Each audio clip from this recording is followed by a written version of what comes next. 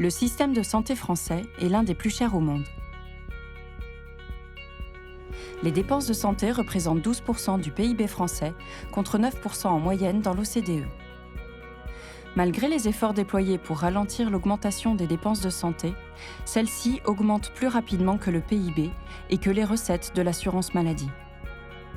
Surtout, dans les prochaines années, les dépenses devraient continuer d'augmenter de façon mécanique du fait de 4 facteurs structurels.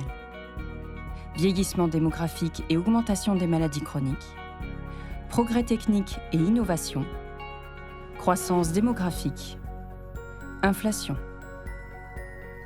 Dès lors, une question se pose. Combien de temps encore la France pourra-t-elle continuer à financer son système de santé ? En effet, l'augmentation constante des dépenses de santé questionne simultanément l'efficience du système de santé. Ainsi, 80% des actes chirurgicaux sont pratiqués dans 22% des blocs opératoires seulement.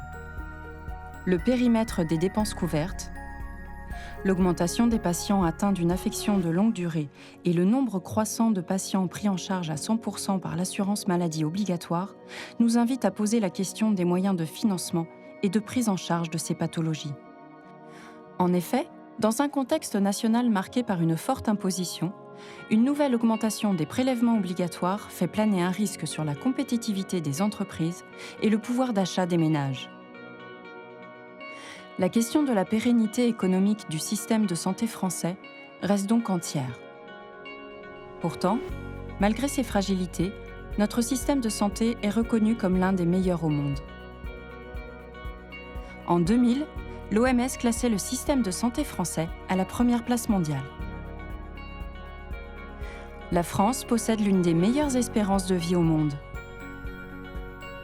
La France garantit aussi l'un des meilleurs accès aux soins en Europe, grâce à une forte densité médicale en milieu urbain et une large prise en charge financière des dépenses de santé des ménages. Bien sûr, malgré ces bons résultats, des marges d'amélioration existent autant en termes de qualité des soins,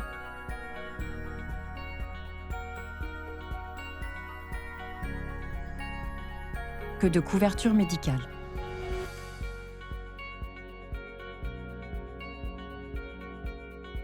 Ainsi, en 2015, de 21 à 36% des personnes interrogées par une étude DRESS admettaient avoir renoncé à des soins pour raisons financières.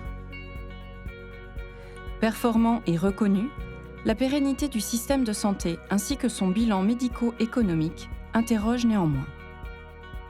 Dans une économie atone, sans perspective réelle de reprise de croissance au sein de l'Europe, les pouvoirs publics se doivent donc d'optimiser son fonctionnement. Prévention, réorganisation de l'offre de soins ou optimisation de la gouvernance sont autant de pistes de réflexion pour améliorer notre système de santé. Parmi les dépenses de santé, seuls 2% sont consacrés à la prévention, contre 3% en moyenne dans l'OCDE. Ainsi, les comportements à risque en France restent très présents. Par ailleurs, notre offre de soins n'est pas pleinement satisfaisante.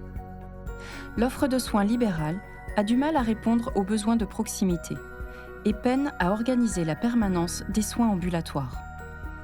Cela entraîne notamment un recours excessif et coûteux à l'hôpital, comme l'illustrent les situations d'engorgement des urgences.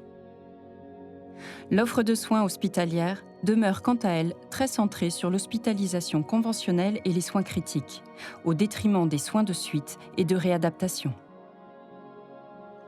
Enfin, le pilotage du système de santé est réparti entre de multiples acteurs, conduisant à un millefeuille législatif et réglementaire compliqué, coûteux et parfois inefficace.